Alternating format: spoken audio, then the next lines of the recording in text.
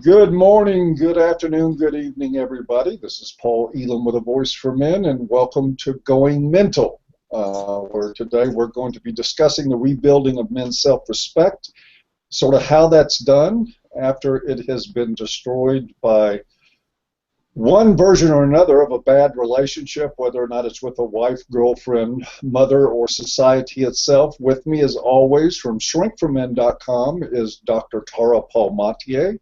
Would you like to say hello to everybody, Dr. T? Hello to everybody. I think probably a good place to start is to talk a little bit about self-respect to begin with, sort of maybe some of the foundations of it. Note we're saying self-respect instead of self-esteem. I'm not particularly a big fan of, and nor do I think is Dr. T, the Stuart Smalley school of looking at yourself in the mirror and say, I'm good enough and I'm smart enough and doggone it, people like me. Sort of hand puppet therapeutic psychobabble version of self-esteem that people get from things like saying nice things about themselves all the time. I don't think that particularly works, but what we are talking about is a way of thinking about yourself, a way of living that brings forth the idea that there are limits to how you will be treated, that you do expect to be respected and treated reasonably by people around you, and that you don't treat yourself like a doormat. How's that, Dr. T? Is that a good start? I think that's a great starting point. I think it also involves feeling good enough about yourself and strong enough to walk away from people or situations that compromise your self-respect.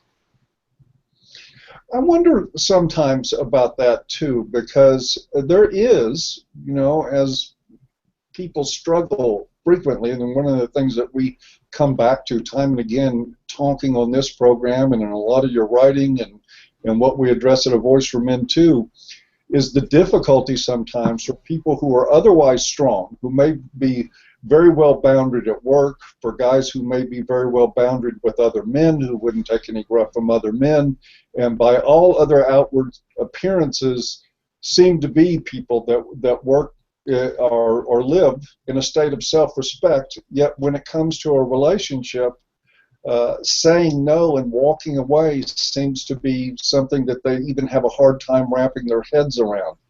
How do we get to that state where people appear everywhere else except their relationships to have self-respect and boundaries, but then end up showing none, many times where it really counts? I think it oftentimes goes back to childhood and how the individual was raised and how they gained self-worth. If they grew up in a chaotic or dysfunctional or straight up abusive family in which one or both parents, particularly mom in the case of men, taught them that the only or dispensed approval or validation or even just a kind word, or let's say the absence of a cruel word, when the child did something to please or make his mother happy. I think it starts there, and it's not so uncommon. I mean, I have a lot of clients who are incredibly successful on the professional front, but when it comes to their intimate relationships, they are indecisive, can't say no, take the blame for things that are not their responsibility, and just are so easily manipulated by feelings of guilt and obligation and shame, and particularly around if they feel that they're failing to please their wife or girlfriend or make her happy.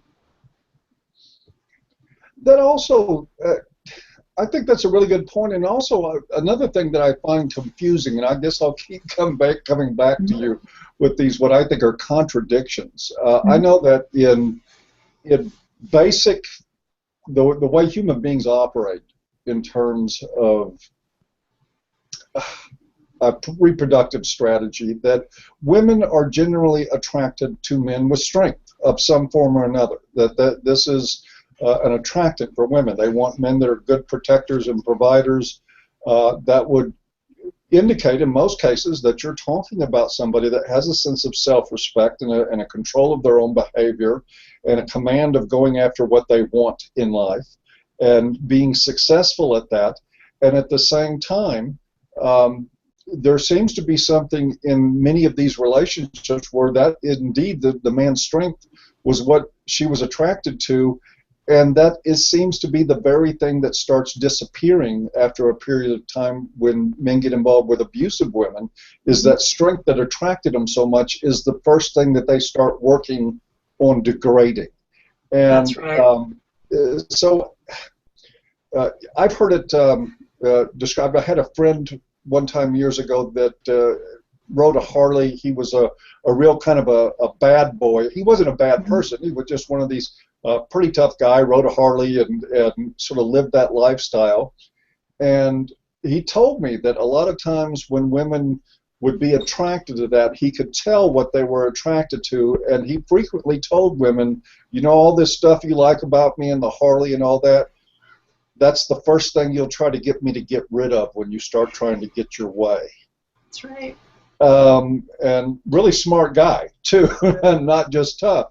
But I know we're talking in some ways about childhood factors, about abusive, demanding, manipulative mothers that end up setting up men to grow up and seek out Mhm. similar relationships, which they act out that unfortunate tragedy of their youth and end up failing at fixing it.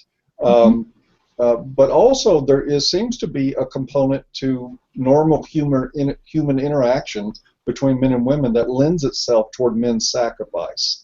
And self-respect may very well be one of those things that normally goes. I wonder if we're just partially wired that way. Well, I can't speak to that. What I can talk about, and it's not that I won't speak about it. I would if I felt intelligent enough to, but I wouldn't consider myself a student of hypergamy theory. I think there's something to it, but I don't think that explains all of it. And I don't think, for the most part, that healthy, stable, self-respecting, independent women expect men to sacrifice for them to prove their love. A controlling, insecure, abusive, immature woman will expect a man to sacrifice to prove his love. And I see this a lot. It's very strange. And it doesn't even have to be strength or the ability to generate income and resources that the abusive woman will pretty quickly start to degrade once she snags her target. It could be anything that she originally valued or admired, like artistic ability, musical ability, whatever, skill or talent that the man has that this woman admires initially. One of my theories is that the narcissistic borderline personality, the sociopath, wants to possess those qualities for herself. And so she's drawn to it like a shiny object, but she can't possess those things for herself. And what she can't have, she wants to destroy and take away. And so she begins to systematically do that, and which has multiple effects. One, if this is a talent or a skill that the man has, and he can no longer do that, that's a blow to the ego. It's like clipping a bird's wings; can't fly anymore. And then she'll begin to just outright devalue it and belittle it.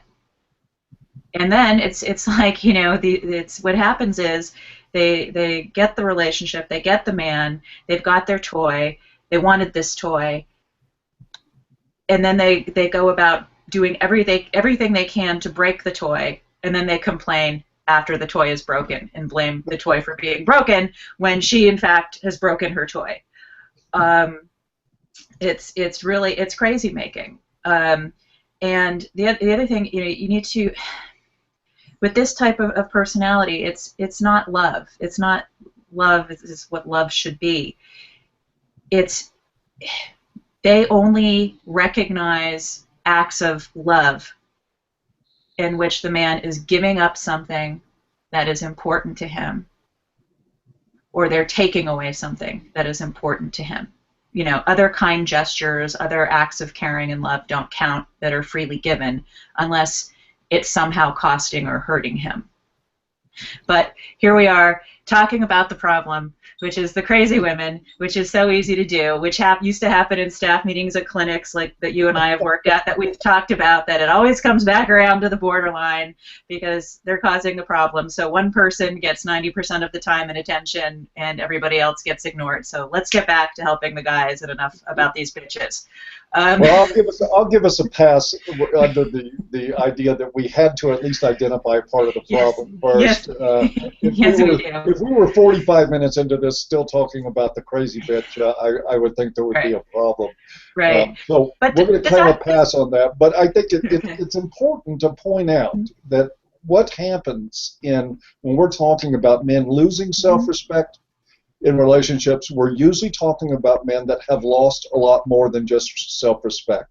They've lost friendships, they've lost their interests, they've lost hobbies, they've lost anything else that does not put the attention on her, is things that are slowly sucked up and destroyed by the relationship, and they end up shrinking. I've mentioned the essay I wrote on Joe Bob before. This is a common theme. It happens a lot. Men give up more and more of themselves in a relationship until finally there's so little left that they start getting very dysfunctional in order to compensate for it. Right. That happens a lot. But there is some answers to this. And one of the things that I'm going to put, or I will share some personal experience with this issue myself, having been through it in, I think, a very stark way, having been in a bad marriage and been in a marriage where I literally allowed everything in that marriage to become about her. And it's not so much that I want to give up, talk about the things that I gave up, because it really doesn't matter. If you give a lot of stuff up, you're going to pay a price for it with your self-respect. But here's the deal. I went through a period after the divorce where I decided that I was never going to do that again.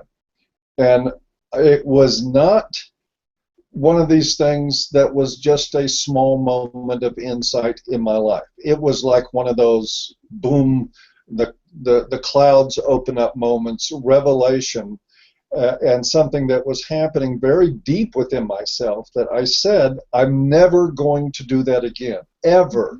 And I even, at the beginning of it, probably took it too far the other direction and became too ungiving in terms of connecting to other women and things like that, and stuck my boundaries a mile out. And of course, nobody can get close to that. But I needed to do that. There was a process to it before I could find a sense of balance within myself. But one of the things I ended up realizing in that process is that if you really have self-respect, nobody can take it from you. If it's full and whole, I think the stuff that I gave up in my marriage was childhood stuff, was rooted in that stuff, and that it took some maturing and some realization on my part. And then I had to do what we're talking about doing today. I had to rebuild the self-respect, and it started with a decision that that's what I was going to do. It wasn't something that I could go read a book or say something in the mirror or put my hand in a sock puppet and talk to myself or go to group therapy and get hugs for.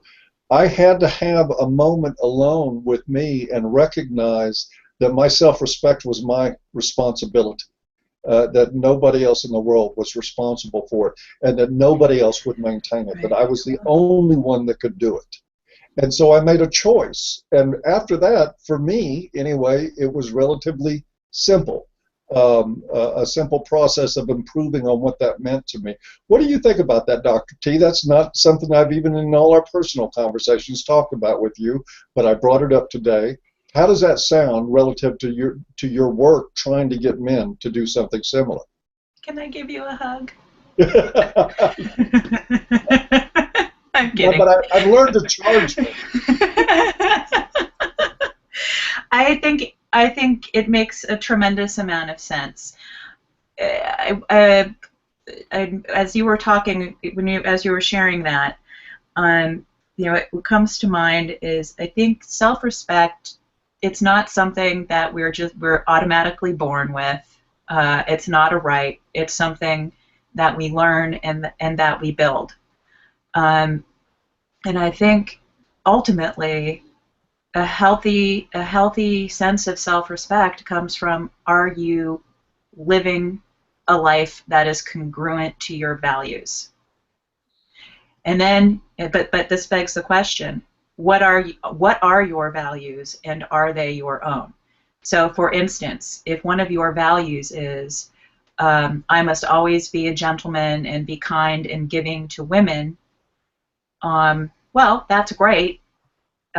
If women are reciprocating, if the women in your life are reciprocating, but if they're not, and you continue to behave in ways that are kind and protective and loving, and they're walking all over you, then you're essentially a human doormat. So I think a lot of times people are like, oh, I have values, I'm living my values, but they're not even really able to articulate their values and don't know where they originated from. Isn't it? I mean, I find that is interesting because I've heard that too. I have in talking with men about whether or not they're living within their values. Mm-hmm. And usually when that's expressed to me, it's in a very defensive way. That, yes, I am. I'm living my values. My values is to try to make her happy. And as though, you better not challenge that because that's really what I believe in. And, for me, that sets off a bullshit alarm. Of somebody that's self-deluding, that cannot face that they're a doormat, that can't face that they don't really have values, that what they have is an innate mommy's mandates. Yes, that they basically are approval seeking and nothing else. And when you question that, they try to turn it into some sort of noble sentiment or value on their part that they try to make a woman happy because that's what men are supposed to do. But that does not sound like somebody that has self-respect to me. It sounds like somebody that's putting the same sick expectations on themselves as they had placed on them as a child. Well, that's approval seeking at all costs, even at the cost of their own well-being and their dignity. And this is a conversation we've touched on in other hangouts and even in our own conversations, particularly around, and I don't want to make this a conversation about game and pickup artistry, but I know you and I have discussed that oftentimes that there are young men who grew up in a fatherless home, who fall prey to these types of programs or teachers. I don't even know what you call it. Monsters. Okay, well, I'm not going to say that. I will. Okay.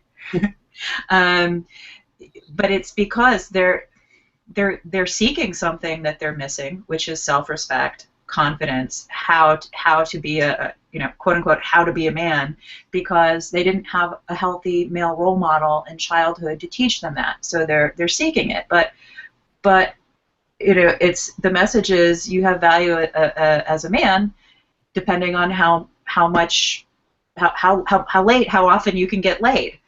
I'm going to say a vulgar word, but I'm trying not to swear so much. Yeah, that'll work. Got my cuss jar. Great, thanks for the vote of confidence. But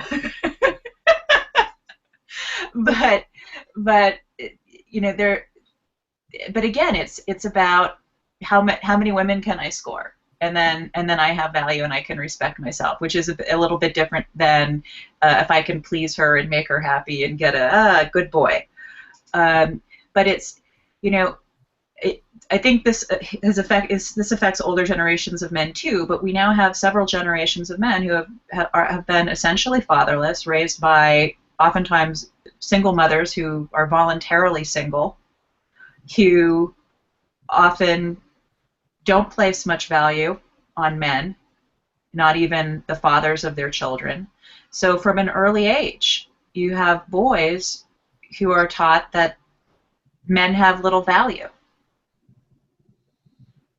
So, how do you build self-respect when you never had any, first of all, and secondly, when not only were you not encouraged and guided to have respect for yourself, but were actively devalued and degraded and raised to believe that your only value was in your utility to mom, whether that was making her look good, being her emotional wet nurse, or punching bag. How do you do that? Well, yeah, I think a lot of this, not just the childhood issues. Again, I'd sort of see them as being very consistent with Mm-hmm. the issues of how we have expectations on the gender role for men. What we raise them with is a message of devaluing, of Mm-hmm. self-devaluation, of value out of sacrifice, value Mm-hmm. out of utility, but not value to themselves. And as a matter of fact, that is, that's a really powerful force. Mm-hmm. Men that value themselves at least have the impression that they're going to be very, very unsuccessful with women. But there is the programming, and there's the belief system, and then there's also this other little thing I like to call reality, Mm-hmm. which are often two very different things. The things that we fear are not exactly what's going to happen. Let me give you an example. I talked a couple of minutes ago about that moment in my life that I came to where I said, you know what, I'm not being any woman's doormat, anyone's. I didn't have a problem not being men's doormat. It was easy for me. But with women, it was like really hard to come to that place in my life where that just wasn't going to happen anymore. And it got translated, and this, I think, is part of the lesson, is that if you want self-respect, do things that are respectful to yourself. Actually do them. Even if you're afraid of them, even if you fear consequences for them, do them. You're not going to, you can't, self-respect isn't something you can talk yourself into having.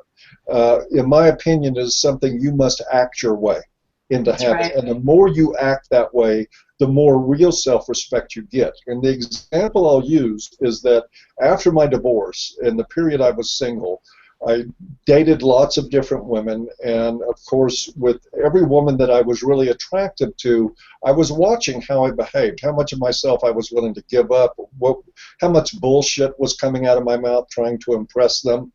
And I remember one woman in particular that I was really super attracted to. She was knockout. I was just, my mouth was salivating, all this stuff, really, really into this woman. And during that period of time where you're getting to know somebody, we had a conversation in which she said, oh, something else you should know about me is that I always have to have the last word. And I said, are you serious about that? She said, yes, I'm very serious. That's the way I am. I've always been that way. I always have to have the last word. And I said, well, thanks for letting me know that, because that tells me right now that we'll never go anywhere. And both of us were shocked when I did that. I was shocked at myself for recognizing before getting into bed with somebody, when I still really, really wanted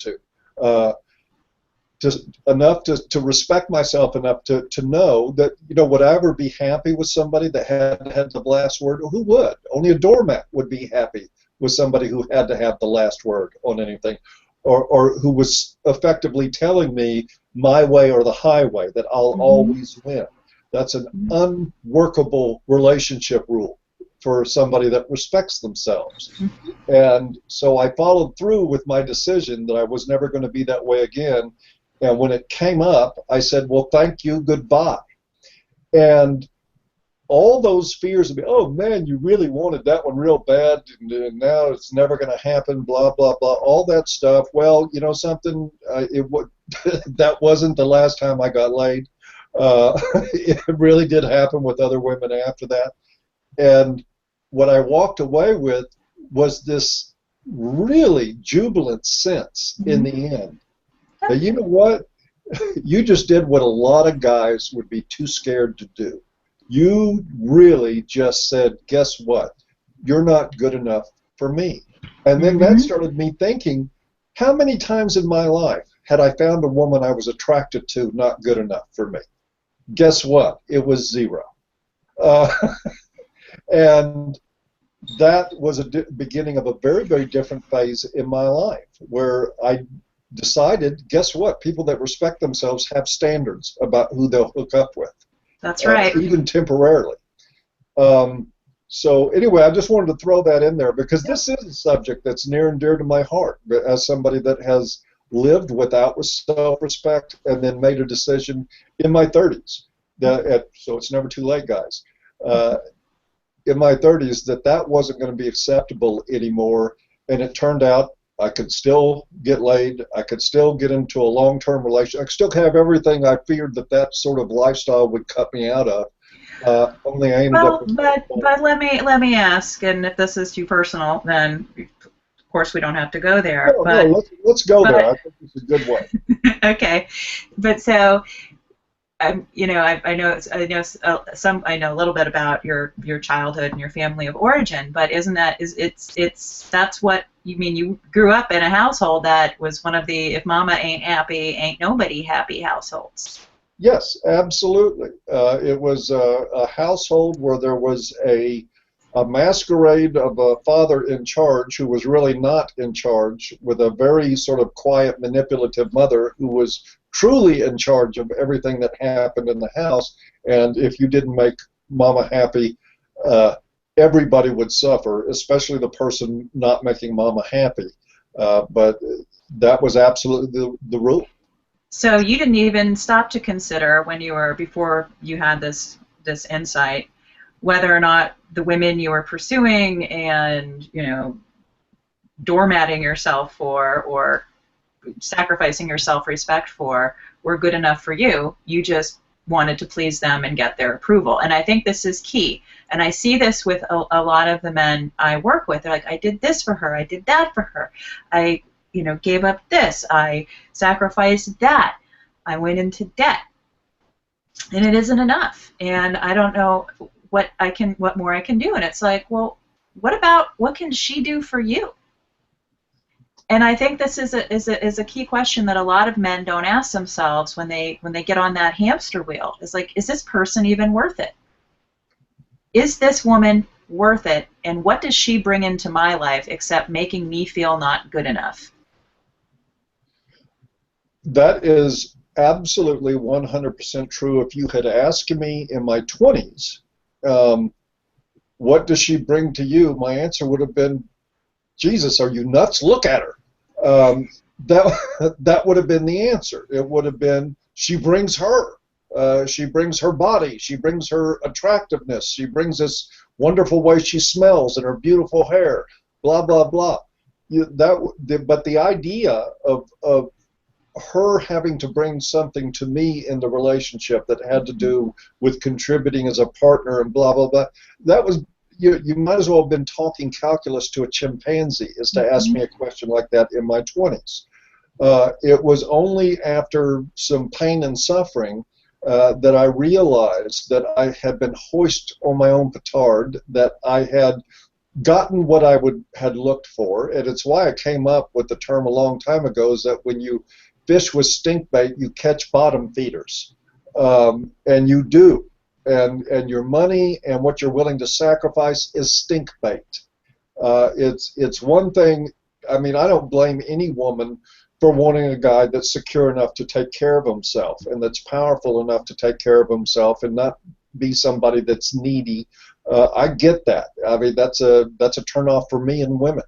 But the idea that men so frequently, and I've seen this happen with men until their 60s, the only calculation they do in their head is, what can I do to get her approval? It is the only thing that enters their mind, and that is absolute suicide, in my opinion. And that's an act of somebody that's never learned to respect themselves. I agree. I agree. And or they had what was it, I would call it, a facade of self-respect. And in which case it's very, very easy to demolish. Um, I want to go back to another thing you said, where you said, you made the decision that you just weren't going to do this anymore. And I think that's what it takes. It takes, oftentimes, I think the guy sort of has to hit a wall of sorts, where it's like, okay, I keep reenacting this pattern. I'm miserable. Maybe things start out great, and then I'm miserable, and I don't want to do this anymore. And then, I think part of what's so scary about it, as you said, is that you worry that you're going to be alone, and that no woman is going to want you if you're not so approval seeking and accommodating. And you know what? You're right. A manipulative, exploitative, abusive, predatory, sociopathic, disordered woman is not going to want you if you have self-respect and can say no. Because that kind of woman wants somebody she can turn into a meat puppet. Healthy women do not want that. They do not. They do not. I can remember being very turned off when dating, and men were sort of obsequiously fawning and being too accommodating. And it's not that I wanted to play games, but it's like, whatever you want to do. And it's like, well, how about some input? What would you? We don't always have to do what I want to do. What do you want to do? And and also, and this is something I discuss with my clients. I'm sorry I'm not being articulate enough here. I think one of the reasons why a lot of the guys I work with and other men who have self-respect deficiencies have trouble meeting healthy women is because they don't know what to do with them once they find them. It's like, well, I don't have to get on a hamster wheel and perform for you? Well, then what do you want from me? This starts, and the subject here was rebuilding the self-respect, and we mentioned mothers, wives, girlfriends, we mentioned society, and we've so far already talked about all those things. We've talked about how mothers will, emotionally incest boys in particular frequently to get their emotional needs met when their relationships are bad or when the father's gone, and how this gets repeated often in relationships where women with a sense of entitlement feel like that they're the only thing that's supposed to matter in a relationship. And we have a society that is enabling this, so all of this stuff. We live in a culture where the whole machine seems to be driven toward conditioning men that they're not supposed to think about what their standards are with women. They're not supposed to think about what they expect from women in a relationship. They're supposed to think about what they can give, and women are supposed to think about what they can get. And I'm sorry, that's the culture we live in. That's right. That's the way things are.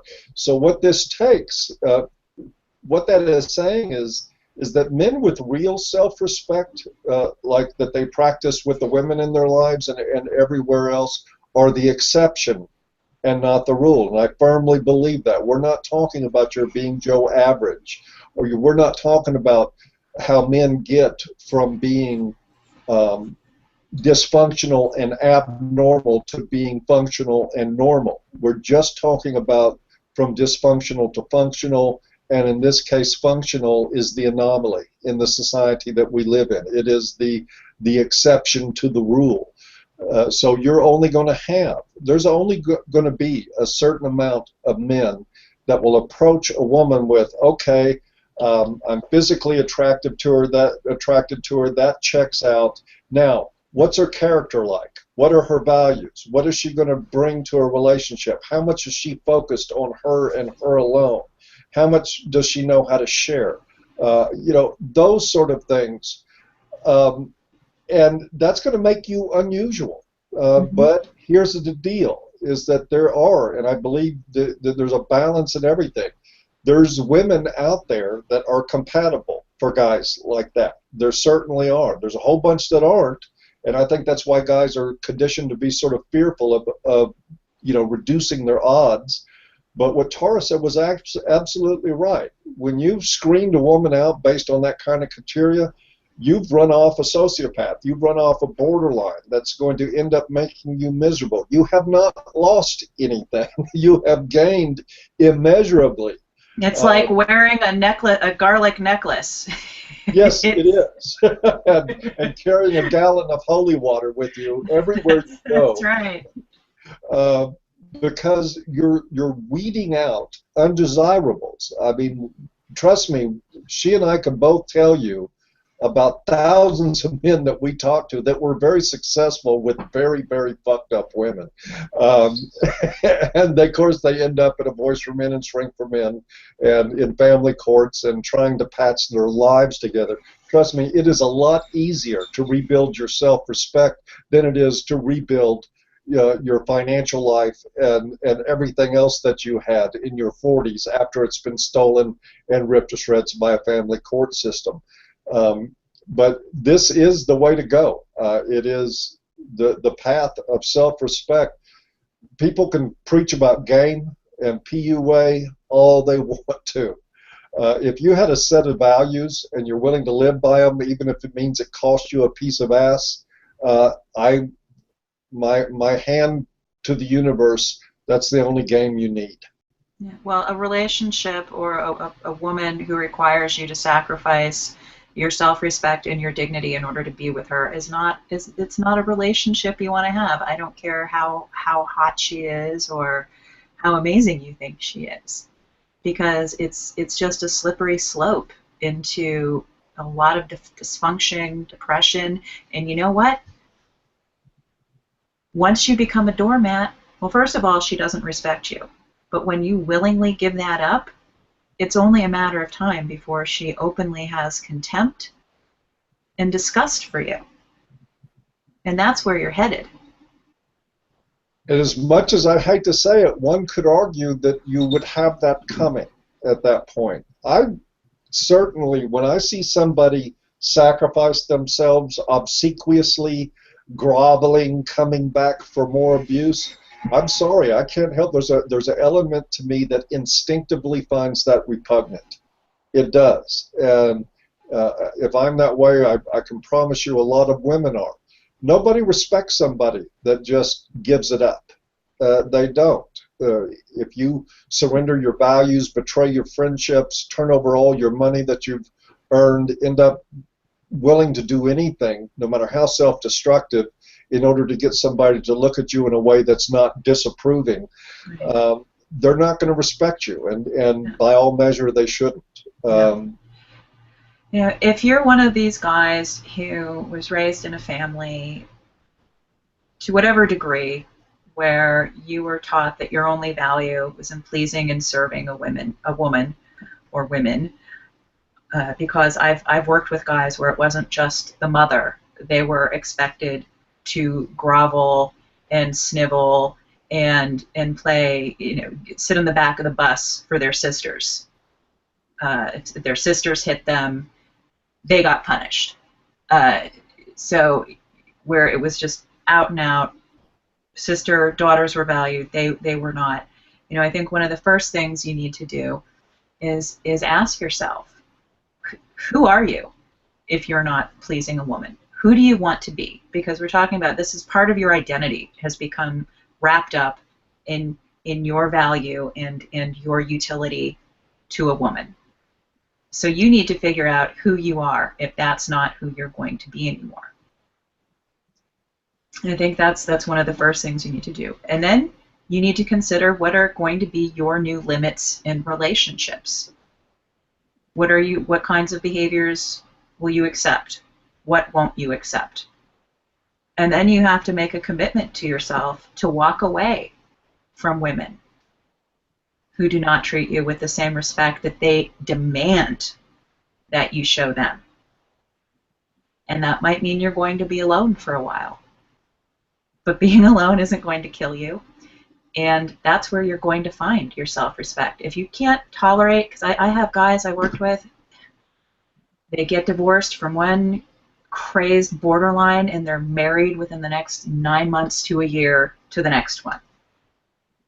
Like the ink isn't even dried on the divorce decree, and they're already shopping for new engagement rings.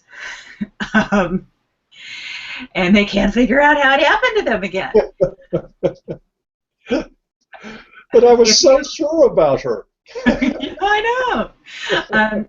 You know, I think self-respect too, part of that comes from being okay with being alone, being comfortable with being on your own, having a rich enough life and varied interests where, you know, if you don't have anybody where there's mutual interest at any given point in time, that's okay, because you've got friendships, you've got hobbies, you've got activities, you've got projects you're working on, business, your job. And I'll set forth also that the more you pursue life on those terms, the less likely you are to be without an option for women that are interested in you, because self-independence and internal strength is an attractor for women. Men that have better things to do than to chase tail all the time are like magnets for the attentions of women in many ways. I mean, that's not to say that you know, you're going to get treated like Brad Pitt everywhere you go, but there is an attractor in your having an interest in your own life. And then there's the challenge of not giving that up after you get involved with somebody. But if your whole life is just based on, you know, I need to act this way or that way because I fear that there will be women who won't accept me or like me, then, you know, I'm sorry, that's your funeral in life. That's your funeral for your self-respect, for anything that you want in terms of happiness. If you can't get past that basic, but it does go back to something Dr. T was saying earlier that I think is really important. When she said, ask yourself what your standards are. I mean, for men anyway, that's a really huge question. That is not just something you're going to sit down with a pen and paper in 5 minutes. And it's not something that you're going to be, probably, if you're like most men, you're not going to have access to that information internally as quickly as a lot of women would, who will be able to sit down and tell you very clearly what they want about a man. It's usually a shopping list. Yeah, exactly. And usually a very unrealistic. And a very superficial qualities. So even most women, even though they can rattle off, I want him to be tall, I want him to be handsome, I want him to be funny, I want him to be rich, I want him to make me happy. Okay, ladies, and what do you bring? Well, he gets to have sex with me once in a while. No. Yes, and I want him to be strong and vulnerable. But do everything I tell him to do. Rich and not fixated on money. Right. But I think a good place to start before you even get to what are your standards, and this is something that is also equally difficult to do, but to really think about this. What are your relationship beliefs? And then ask, are they your beliefs, or did you learn these from your parents, well-intentioned or effed up parents? It doesn't matter. But, you know, a lot of guys, when I work with them and we're examining, okay, what are your relationship beliefs? Well, I believe that I need to be perfect in order to be loved. I believe it's my job to make my partner happy before I make me happy. I believe it's my job to always be there. Just some really, if you think about it, extreme and unrealistic relationship expectations that they are holding, that they either witnessed or learned from witnessing their parents' relationship, or it's what they heard their mother talking about. You know, this is how you treat women, and this is how your father didn't treat me, and he was such a jerk and a lowlife and a deadbeat. And, you know, what little boy wants to hear how his father's a deadbeat and a loser? And of course, they don't want to grow up to be a deadbeat and a loser, so they listen to this crap their mothers spew, and they go out into the dating pool like lambs to the slaughter.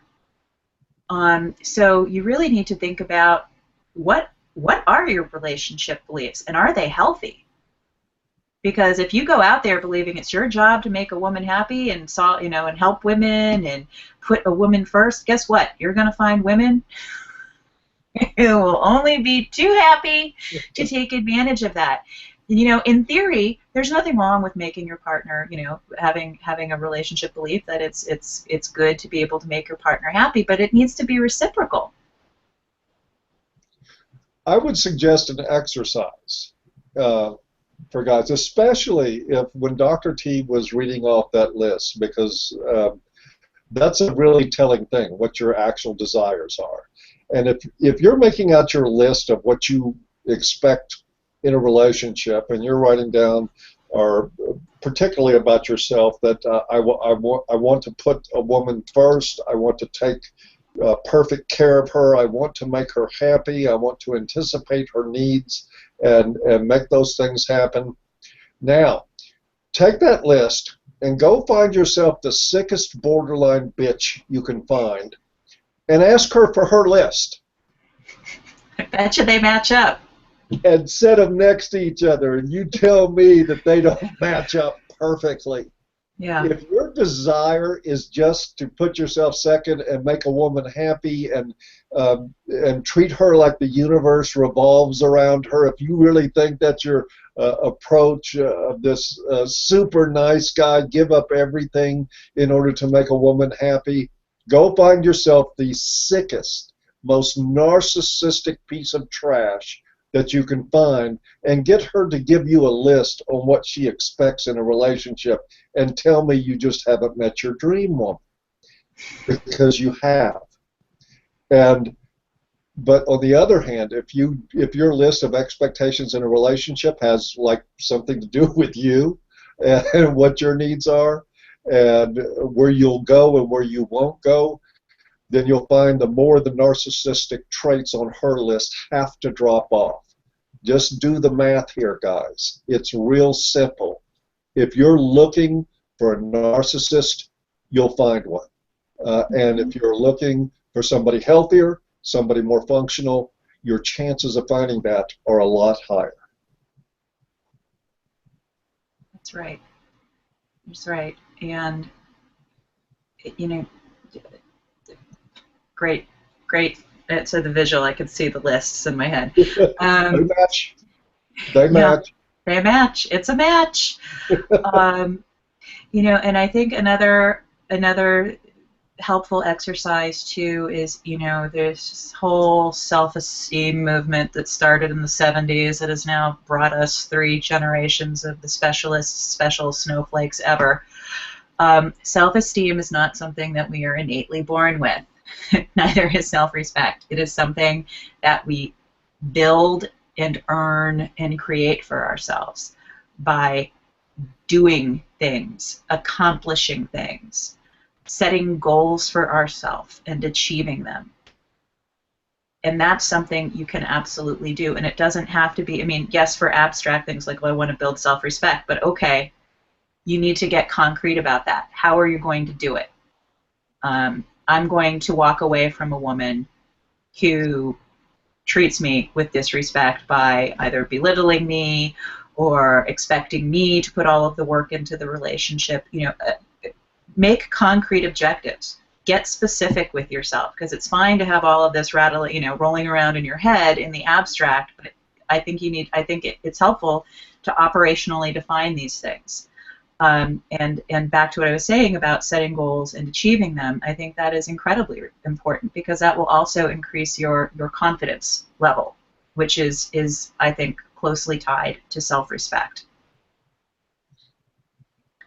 But I think it all begins really just up here, that that being conscious of these things, really conscious. I don't mean in a passing way, but I mean in a way that where you stop and the rest of the world goes on hold for just a little while as you consider that your whole life that what you've been is a sacrificial lamb for whatever Mm-hmm. the needs of women were, because men are pressured to be that way. That's, again, it doesn't mean that you're weak or anything like that. What it means Mm-hmm. is that you've done what you've been programmed to do by society, by women, by your parents often. So it's not like you're in the wrong on this, but what you've done is respond to your environment, what it has created you like you are. Mm-hmm. But just to stop for a moment and refuse to take another step forward until you get it firm in your head that the next step you take is going to be the person that says, I've got limits. You don't even have to figure out what they are yet, but you need to get it in yourself that there Mm-hmm. is a worth to you, that you're not going to let people, women in particular, Mm-hmm. cross certain lines. You're not going to let them take your wallet. You're not going to let them take your self-respect or your friendships or your interest in life. And That you're say going to be no. who you are and say Say no. no. Say no. No is one of the first words children often learn. And once they do, they say it with glee. No! Even when they want something. No! No! It's at that age, it is our first exercise of autonomy. We're saying, no, we don't want this. No, this is a limit. Of course, sometimes the parents have to ignore the no, because if it's no, I want to stick my fingers in the electrical socket, that wouldn't be good. Even though But you'll have days where you're willing to entertain it. fried babies. I don't Quote really eat my fried. alert. I don't really eat fried babies. I like fried kittens. Um, And you wouldn't talk about gamers.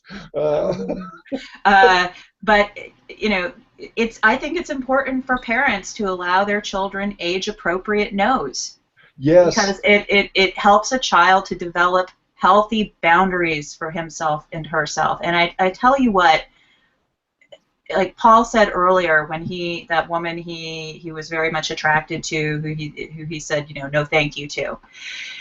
Thinking about doing that can be very overwhelming and anxiety provoking, and I know a lot of guys I work with worry, well, no woman's ever going to want me or date me, but I can pretty much guarantee you, even if you don't feel good about it, as soon as you say it, when you say no to something like that, might not hit you right away, but it will, and it will feel great. It will feel great. I had a similar experience. I won't get into the details because we don't have enough time, and also I don't want to disclose. But I had a moment in my late 20s, early 30s. Somebody I was dating, a narcissistic male, and I'm like, I don't need to do this. I don't need this. Why am I allowing myself to be treated like this? No. And there wasn't a sense of anger. I didn't tell anyone off. It was just like, I'm done. And it felt fantastic. And once you do that, there's really no turning back. absolutely right. And let me reiterate something Dr. T just said too.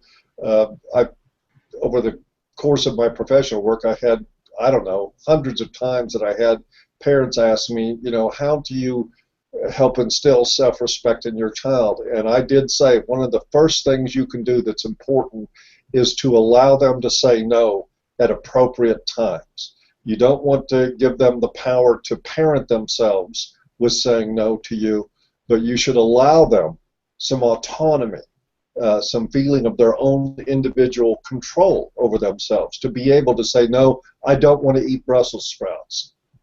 It is No, more I don't important. want to wear my blue T-shirt. I want to wear my red T-shirt. Yes, My exactly. red pill T-shirt, Mom. That's right. Let them wear it. But no, it's important to allow people. A lot of times, people are raised, and I think especially boys, where the idea of saying no to your mother is just absolutely unimaginable. I know that's how I was raised. I don't think I ever did say no to my mother for anything. I would have thought it would have been equivalent to death. Um, I think allowing them and encouraging them to assert themselves. And so that calls on the parent who says, I want my child to be autonomous as long as they do what they're told. You Well, and have to doesn't find that it. sound an awful lot like the narcissist dream boy list, which is I want a man who's strong, but he better do what I tell him. Exactly. And so parents, I think, if they want to instill that in their children, they have to understand that if you want children that are autonomous, it means you're not running the show 24/7, 100% of the time. You have to let them run the show a little bit. Anyway, I think it's about time to wrap it up, Dr. T. It is, Do it you is. have any final thoughts on this before we sail out? I don't think so. No, I think I'm good too. Just remember, guys, nobody's going to do it but you, but it can be done. You can do this deal. A little reminder for everybody, announcement, we're having a special edition. I believe it's just in about an hour. Yep. Intelligence report where Dr. T and I will be back with Dean Esme. We're going to talk about the Ray Rice situation. So you can... Yes, and the media who is having a full-on domestic violence gasm. Yes, they are. They are having a DV-gasm all over the media.